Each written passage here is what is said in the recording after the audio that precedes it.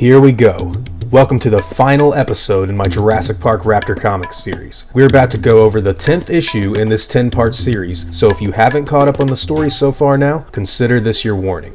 We last left off with Grant and Muldoon jumping off of a cliff to save themselves from the fiery debris of two burning helicopters headed their way, and Ellie was tending to a sick Ian Malcolm, all the while the Raptors were being steadily watched by Dr.Fischer and his BioSyn colleagues. The faint noise of eggshells chipping can be heard in the raptor nest. It's finally time for these little dinosaurs to enter the world and meet their parents, Celia and Alf. Life, indeed, has found a way. Dr. Belvedere observes the creatures from a distance and watches their behavior change from aggressive to docile as soon as the first egg hatches. She can't believe how blessed she is to witness what no human being has seen before. She will be the first to watch these dinosaurs discover their instinctual parenting abilities, and the first to see these little dinosaurs grow with adult supervision. Dr. Fischer promised her a position as the head keeper of BioSyn's new dinosaur park. The man comes up behind the elderly woman now, telling her it's time to leave. She doesn't want to part with the raptors, but realizes that Fischer is in charge of this operation now, and what he says is absolute. They both walk out of the perimeter wall BioSyn has constructed to keep the raptors trapped in, while Alf and Celia tend to their chicks.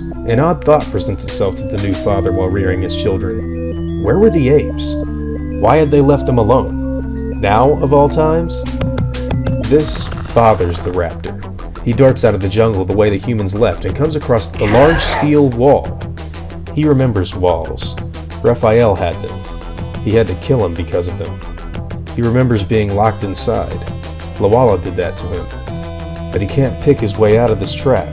The dinosaur looks immediately to his right, and then he looks immediately over to his left, and then Alf gets really angry.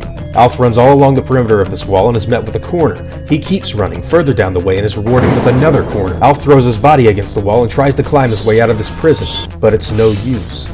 He sees the people responsible for his family's entrapment and gives them the well-deserved resentment they have earned. Belvedere is saddened to have these animals so upset with him, but Dr. Fischer's only response is not to worry. He was in charge of the cleanup at the original Jurassic Park, and he fancies himself an expert on containing dinosaurs. Belvedere reminds the doctor that raptors still managed to escape their enclosure at Jurassic Park, and they still had no idea how.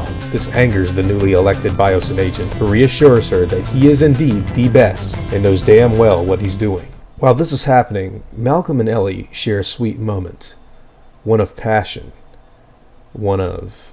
How are you? Good. It seems that both Alan Grant and Ian Malcolm have been woken from the same dream. One Alan hates deeply. Muldoon and Alan pondered on their escape from this desolate rock they've managed to throw themselves on. They need a way out, and they need one bad. All the while, Ellie comments on Malcolm's dream. He expresses how lovely it was.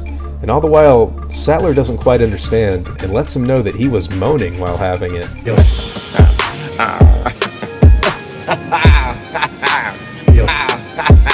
The doctor thinks that Ian's fever is gone, and Ellie lets the chaotician know that she's been butting heads with the natives, making sure he got the best care. This prompts Malcolm to comment on such commitment. Dr. Sattler says she'd do the same to any of her friends, but Ian's not buying it. He thinks there's more to them than just being friends. And holy shit! Ellie hates what she's done. She admits she's wondered what it would be like to kiss him, but it doesn't change anything for her. Malcolm thinks otherwise, but Sattler says that she refuses to leave Alan. She tells Ian she's going to spend the rest of her life with Grant, and that Malcolm is better than he thinks of himself. But now is no time to debate such things. He's clearly recovered, and the others have been missing too long. It's time to find the rest of the group. Back in California, Edgar fills Hammond in on the downed helicopter. This makes Hammond even more anxious, and he demands that every one of his people be found safe and sound, and that Steingarten will pay for putting his friends in harm's way. He is unfortunately in the middle of corporate politics, and has to attend an awards ceremony for the BioSyn CEO. Back in the jungle, Alf is seen returning to his family, and motions Celia to leave, and attend to something while he watches the young. The guards put on duty to surveil the raptors don't pay attention to the animals as well as they should. They've just now spotted Alf again, and for some reason he looks unusually dirty. While this is happening, an engine chopper lands by the native village, and desperately asks where the doctors have gone. One of the locals fills him in on the whereabouts of Sattler and Malcolm, and the pilot makes his way to pick them up. Ellie and Ian are continuing their journey through the jungle, and Ian finally opens up to her about what's been going on. He says he highly respects the decision she's made. Sattler doesn't believe him. What woman would believe that new age sensitive guy stuff anymore? She thinks he's playing her as stupid, but Ian insists. He finally has a clear answer after their kiss. She was a clear adult who made up her own mind, and clearly not ex-Miss Malcolm material. Ian stops and realizes that a fire has taken place here recently. The two venture further and find the wreckage of the choppers, and while running to the edge of the cliff, locate Alan's rifle hanging down the steep edge of the water. Regardless of what may have happened, they both push forward. Celia returns to the family and leads them to where the two raptors have been disappearing to.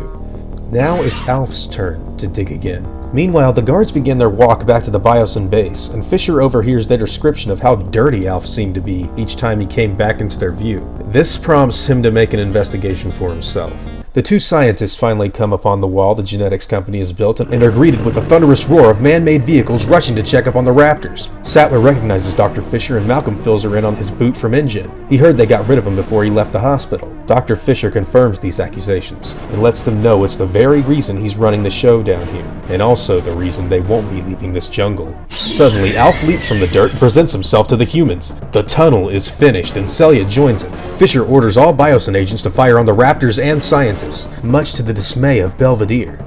Ian pushes Ellie out of the way and the assault begins, but Alf and Celia have become all too familiar with men and their murderous ways. Alf corners Dr. Fischer. He screams for Belvedere to tell him the sign for friend. He begs and dies. Alf and Celia turn their attention now to Dr. Belvedere. She motions the friend sign to the dinosaurs. She tells them she's never attempted to hurt them. She declares her true love for all animals. It's all she's lived for, and wants the dinosaurs to be happy and to raise their family. She is their friend.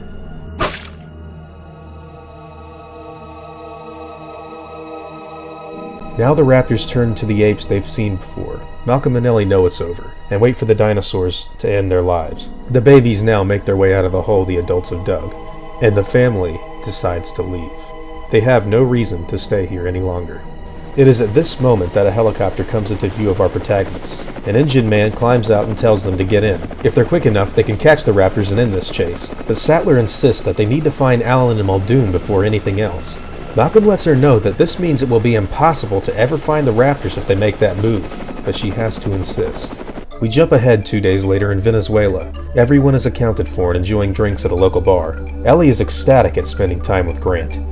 She thought she'd never see him again. It's all thanks to Muldoon they survived, but Robert still wishes he'd been with Sattler while all the action went down. If he was there, he makes it known they wouldn't be worrying about the raptors' whereabouts anymore. Malcolm chalks this all up to chaos. Nothing is predictable at the end of it all. They'll never find the animals now. It's too late, and it's been too long. Grant says maybe it's better this way. There are all kinds of dangerous game out there in the wilds of the world. Maybe it's best to just step aside and trust in nature. It's better that way. And that's it.